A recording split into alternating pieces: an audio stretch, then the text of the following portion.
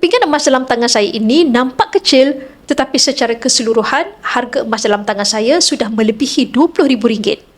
Ada emas, pasti ada duit. Ramai lagi yang tidak mahu menyimpan emas atas pelbagai alasan. Tetapi simpanan emas yang begini yang dapat selamatkan nilai duit RM20,000 dari dimakan inflasi.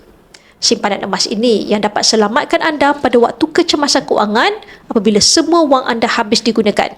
Jadi tidak rugi jika anda simpan sebahagian dari simpanan anda dalam bentuk emas, terutamanya simpanan yang anda tidak akan guna lebih dari 2 tahun. Dengan Public Gold, anda boleh sahaja mulakan simpanan emas melalui Account Gap atau Gold Accumulation Program serendah RM100. Pastikan juga anda tetapkan matlamat simpanan terlebih dahulu supaya mudah untuk anda fokus dalam simpanan.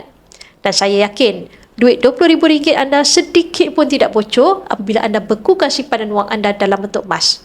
Kerana emas untuk disimpan, duit untuk anda belanjakan.